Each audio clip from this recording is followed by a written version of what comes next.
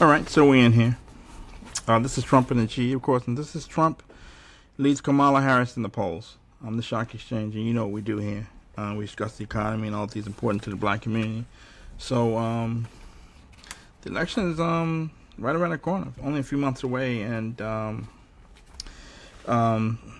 things sort of took a turn of events when Biden backed out and Kamala Harris became the presidential candidate.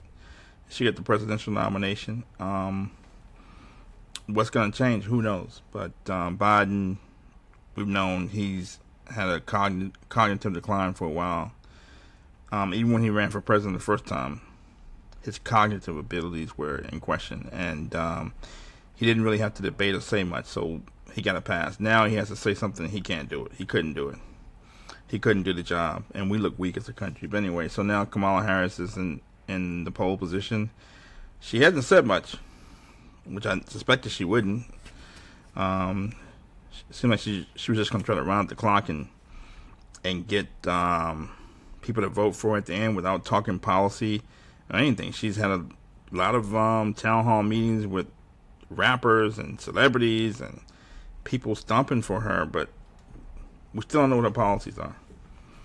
And at some point, she's going to have to debate and say something other than some silliness. And right now, she's behind in the polls. Okay, Trump's ahead in the polls, and there are a lot of polls out there, but the one poll that matters is the McLaughlin poll. This is from McLaughlin and Associates. John McLaughlin is the top pollster in the country. He's been on our show a few times, and our first town hall meeting, he was there. Our very first town hall meeting back in 2017, he came on and described how Trump got elected, and gave us the polling data that he showed Donald Trump before he became the president. And there was a week or so before the election when people said Trump was going to get trounced. Trump said, my polls say I'm ahead. And people started laughing. The public started laughing and said Trump was crazy, but he wasn't. His polls did say they were ahead.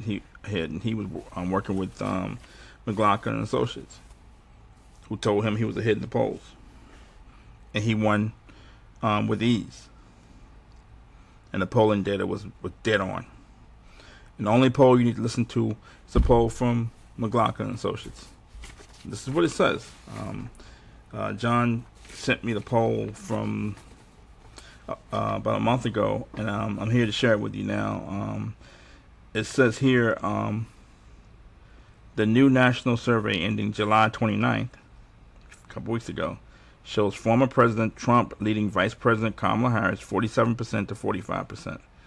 As a historic number of Americans say the nation is on the wrong track. And it's on the wrong track under Biden, which Kamala Harris inherits that as Vice President. In that June 26th poll, President Trump led Biden 46% to 44%.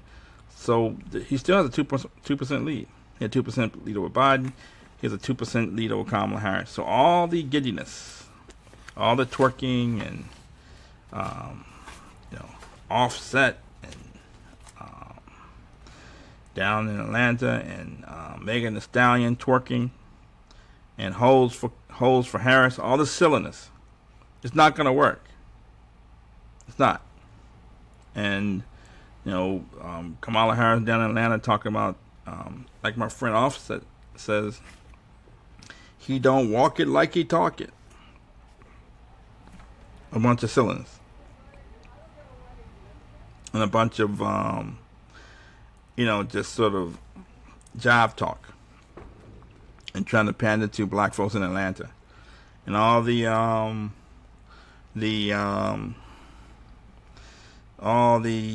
pandering to blacks and pandering to women and saying vote against Trump. And we got to get Trump out of office. We'll see if it works. It's not working right now in the polls. It says here that people thought things may have changed after the switch from Biden to Kamala, but it hasn't really. A lot of things have changed in a couple in the last month or so because President Trump was shot at, and he survived that, and he continues to fight. let's see. So here are some highlights of different segments. It says among African Americans, Trump received 28% to Biden's 64%. So Trump had 20% of the black vote.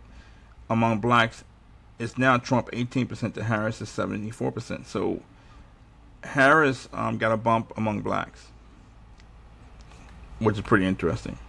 So Biden has 64%. She has 74%. So she has a wider lead over Trump than Biden did. Where Trump had 28% of the black vote. Now he has 18%. So she did get a bump among blacks. So all the happy talk, all the talk amongst the media that blacks aren't voting for Kamala and more blacks aren't voting for Kamala. She got a bump in the in participation from black folks. Among Hispanics, Trump received 42% to Biden's 45%. Now it's Trump 37% to Harris 53%. So Harris also got a bump amongst Hispanics by 8%. Among white voters, Trump was leading Biden 51% to 40%. It's now 56% to Harris is 38%. So Trump got a bit of a bump among white voters, and among married voters is 52% to 38% versus Biden. That's 56% to 37% versus for Harris. And among rural voters, Trump's lead over Biden has increased from 14%, going from 52 versus 38% compared to Biden, to now Trump is up 29%, with Trump up 62% versus 33% for Harris. So he got a huge bump among rural voters. Apparently, Kamala's message doesn't resonate with rural voters as much as Biden's did, which is to be expected. You imagine most black people live in the inner cities. So the bump she got among blacks probably came within the inner cities, and Trump has gotten a big bump with rural voters. Also, it says economic issues remain the top concerns. 45%, specifically, top concerns, 45%, 22% social issues, 17% security issues, specifically the border. So 45% of the top concerns is related to the economy, 22% relates to inflation, 22% social issues, 17% security issues, and that's a big thing. So you imagine Trump's going to start speaking to these matters during the election. The economy, sure, you're going to nail that. He's going to try to say that he's going to point out holes in the Biden administration's economic plan and the economic performance. Also, going to talk about social, talk about inflation, runaway inflation, and how he's going to keep this country safe. He's going to keep the country safe. He's the best person to keep the country safe, and the country was safer under Trump when he was president. He's going to pound that message across. He's going to also talk about how he's going to control the border and help secure the border better than the Biden administration did.